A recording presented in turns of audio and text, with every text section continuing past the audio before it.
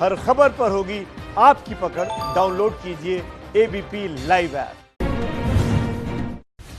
लद्दाख में चीनी सैनिकों ने फिर घुसपैठ की। 29 अगस्त की रात की यह घटना, भारतीय सैनिकों ने चीन की सेना को वापस खदेड़ा।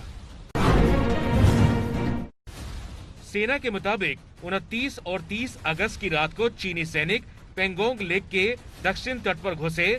भारतीय सैनिकों से सामना हुआ, कोई हताहत नहीं है।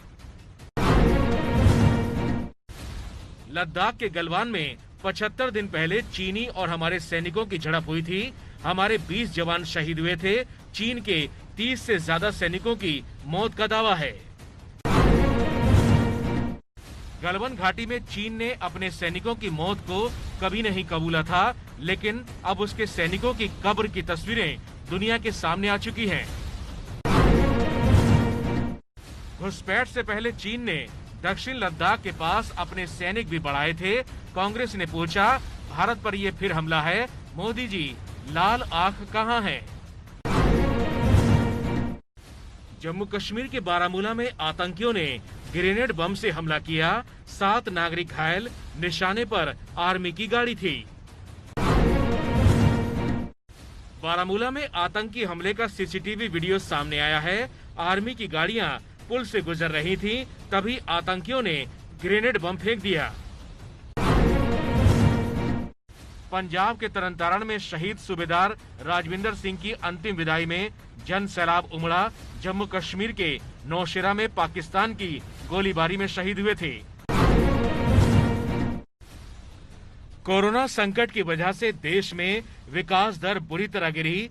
2020 और 21 की पहली तिमाही में जीडीपी -23.9% रही। देश के 8 सबसे प्रमुख उद्योगों का उत्पादन जुलाई में 9.6% गिरा है। स्टील सेक्टर का उत्पादन सबसे ज्यादा 16.5% कम हुआ है। आज बाजार में भारी गिरावट देखने को मिली। सेंसेक्स 839 अंकों की गिरावट के साथ बंद हुआ। निफ्टी भी 260 अंक गिरा। लॉकडाउन के बाद बढ़ रही है महंगाई।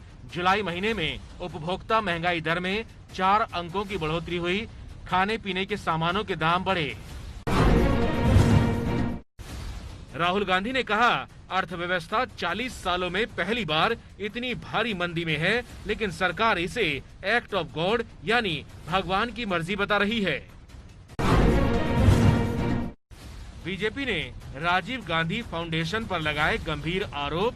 कहा, भगोड़े, मेहुल चौकसी और यस बैंक के राणा कपूर से लाखों का पहले डोनेशन लिया गया था।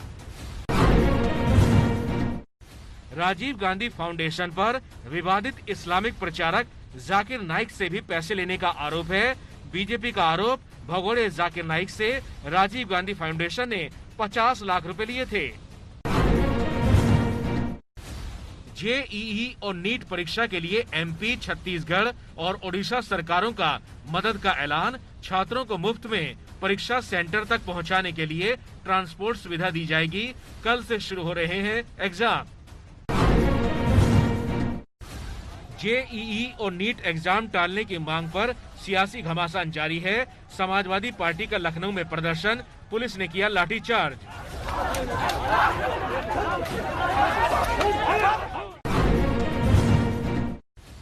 यूपी में अल्पसंख्यक मामलों के मंत्री मोहसिन रजा भी कोरोना संक्रमित हुए। यूपी में कोरोना की वजह से 2 मंत्रियों की मौत भी हो चुकी है।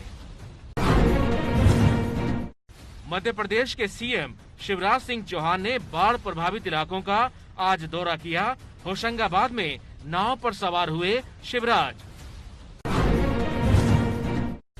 कोर्ट की अवमानना केस में वकील प्रशांत भूषण पर सुप्रीम कोर्ट ने 1 रुपए का जुर्माना लगाया।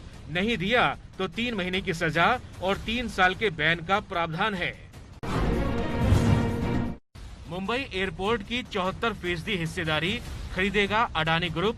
अडानी ग्रुप के पास पहले से ही पीपी मॉडल के तहत 6 एयरपोर्ट हैं।